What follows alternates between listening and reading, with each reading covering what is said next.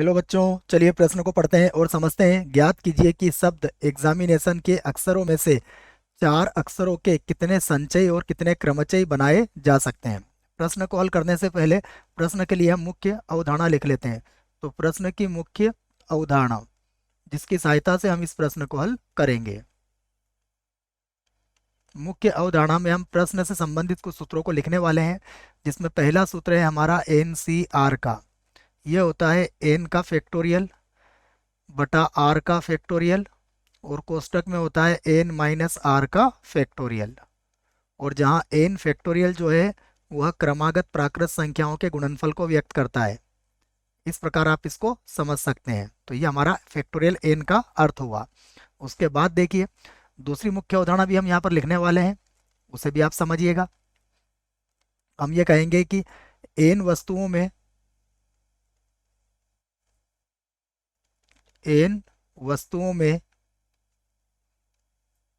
p एक समान, comma q एक समान, कॉमा r एक समान, एक समान हो तो क्रमचयों की संख्या हो तो क्रमचयों की संख्या ये होती है n का फैक्टोरियल, बटे में होगा p का फैक्टोरियल, उसके बाद q का फैक्टोरियल, r का फैक्टोरियल, और अगर और ज़्यादा संख्याएं होंगी बच्चों तो इसके बाद हम इसी प्रकार उसका भी गुणा कर सकते हैं उसके फैक्टोरियल का। तो इन बातों को आप समझना। अब हमें जो शब्द दिया गया है हम उसे लिख लेते हैं। हमें कौन सा शब्द दिया गया है पहले उसे लिखते हैं। देखो, तो शब्द हमारे पास है एग्जामिनेशन, तो एक्स, उसके बाद उसके बाद है एम, फिर INATION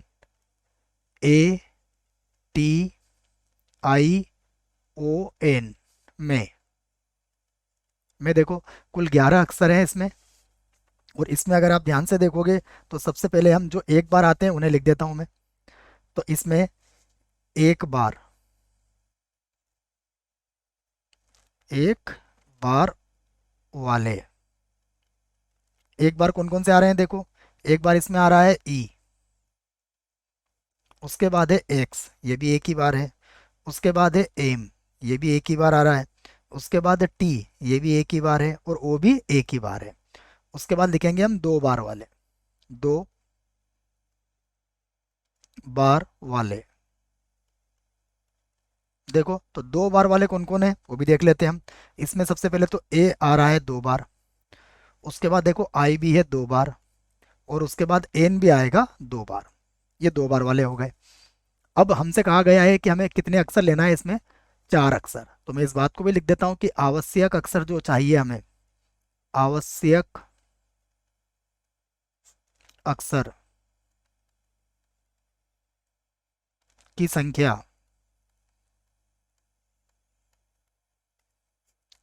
कितनी है, चार है। चार अक्षर से हमें इसके संचय और क्रमचय दोनों बताना है। तो अब हम इसमें अलग अलग स्थितियां बनाते हैं। तो देखो, पहली स्थिति पर हम विचार करते हैं। पहली स्थिति, पहली स्थिति में देखिए, यदि हमें चार अक्षर चाहिए तो पहली स्थिति में मैं लिखूंगा कि मेरे पास दो एक जैसे, एक जैसे, और उसके बाद फिर से दो एक जैसे। संभव है, दो एक जैसे। देखो, दो एक जैसे और दो एक तो होगा ना चार। तो अब देखो, इसके लिए सबसे पहले हम बात करेंगे इस स्थिति में संचय के लिए। तो संचय क्या होंगे, संचय की बात करें तो हमारे पास एक जैसे, दो एक जैसे के लिए कितनी स्थितियां संभव है देखो। या तो ए आएगा, या आई आएगा, या एन आएगा। इनमें से ही कोई, या तो ए और आई वाले दो दो आ जाएंगे, या आई और एन वाले, या फिर एन और आई वाले। तो हमारे पास जो संभावना है वो तीन है, और तीन में से हमें कोई दो का जोड़ा या समूह चाहिए। तो हम इसके संचय लिख लेते हैं। तो यहाँ पर जो संचय बनेंगे वो बन जाएंगे हमारे तीन। तीन में से कितने चाहिए हमें, दो चाहिए। तो तीन सी दो को हल कर लेते हैं। तीन सी दो का अर्थ क्या होता है, इसका अर्थ होता है 3C1 और इसका मान हो जाएगा 3। ये 3C1 कैसे आया, इसको भी मैं लिख देता हूँ। देखिए हमारे पास एक सूत्र होता है कि NCR बराबर होता है NCN-R के। तो इस सूत्र की सहायता से मैंने इसको इस प्रकार लिखा है। तो ये मैंने संचय तो निकाल दिया इसके। अब हम क्रमचय निकालेंगे। तो क्रमचय, देखिए क्रमचय कितने होंगे, सबसे पहले संचय जो आए थे वो तो मैंने वैसा का वैसे ही लिख दिया। उसके बाद बात करें तो ये हमारे पास दो एक जैसे और ये भी दो एक जैसे। इसका अर्थ हुआ कि अक्षर कितने हो गए, अक्षर तो हो गए 4, तो 4 का फैक्टोरियल। उसके बाद दो एक जैसे हैं तो 2 का फैक्टोरियल, फिर दो एक जैसे हैं तो 2 का फैक्टोरियल। ये कहाँ से आया, इसको भी आप समझ लीजिए मुख्य उदाहरण में।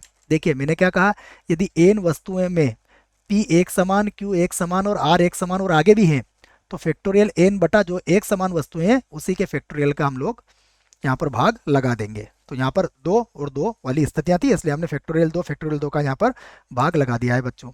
इसको अब हल कर लेते हैं। तो ये हो जाएगा 3, 4 का फैक्टोरियल करेंगे तो ये हो जाएगा 24 और 2 का फैक्टोरियल ये हो जाएगा 4। तो 4 से आप इसको काट दीजिए तो ये आ जाएगा हमारे पास 18। तो ये मैंने पहली स्थिति पर यहाँ पर विचार कर लिया है।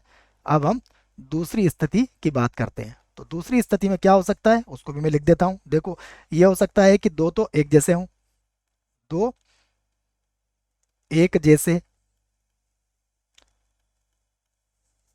और उसके बाद बचे हुए जो दो हों वो क्या हो, भिन्न भिन्न हो, वो भिन्न भिन्न हो। संभव है कि दो तो हमारे एक जैसे आ जाएं और दो क्या हो जाए, भिन्न भिन्न हो जाए। तो उस स्थिति में देखिए सबसे पहले हम बनाएंगे संचयी।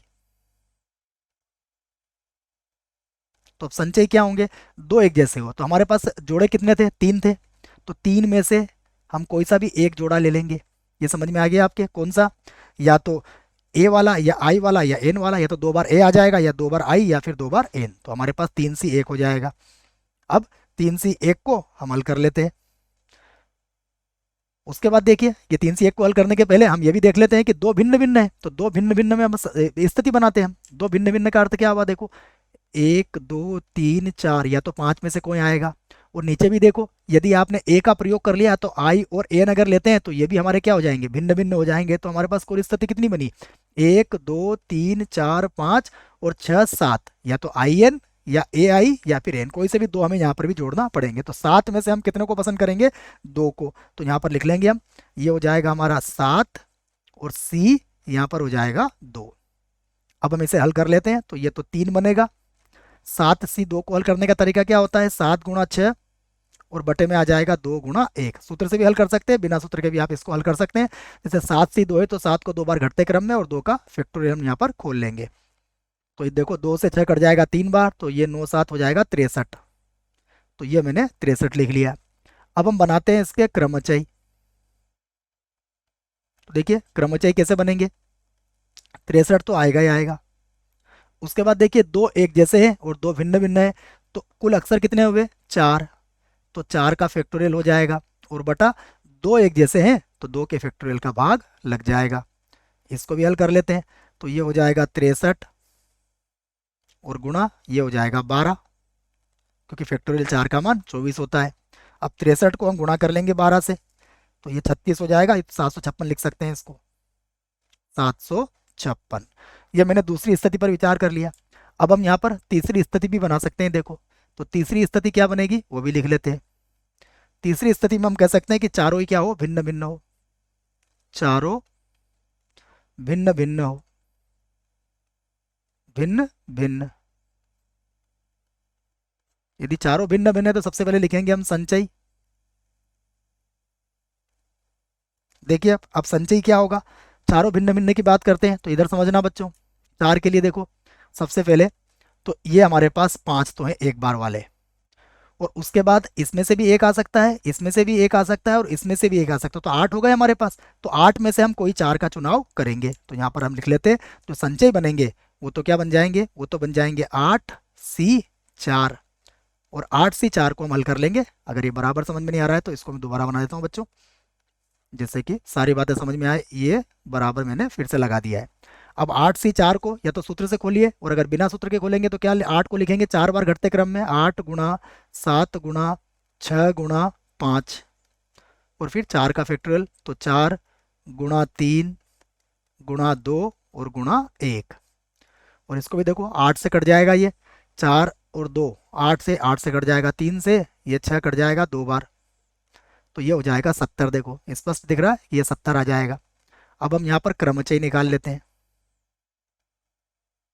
तो क्रमचय क्या होंगे, देखो 70 तो आएगा ही आएगा। अब हमें क्या करना है कि चार अक्षर कितने प्रकार से व्यवस्थित होंगे, फैक्टोरियल 4 प्रकार से, बटे में कोई नहीं आएगा क्योंकि कोई भी किसी की भी पुनरावृत्ति नहीं हो रही है, कोई भी एक समान नहीं है। तो ये हो जाएगा 70, और 4 का फैक्टोरियल कितना होता है 24, हम इसको गुणा कर लेंगे तो ये हो जाएगा 1680। तो अब हम हमारा उत्तर दे सकते हैं, सभी स्थितियों पर हमने विचार कर लिया है। अब हम कहते हैं अतः अतः कुल संचय। तो कुल संचय कितना हो जाएगा, देखो पहले कितना था, पहली स्थिति में 3 था, दूसरी स्थिति में कितना आया 63, तीसरी स्थिति में आप ही के सामने है 70, जोड़ लीजिए इनको तो ये आ जाएगा 136। एक उत्तर हमारा यहाँ पर आ गया। अब हम लिखते हैं कुल क्रमचय, कुल क्रमचय लिख लेते हैं।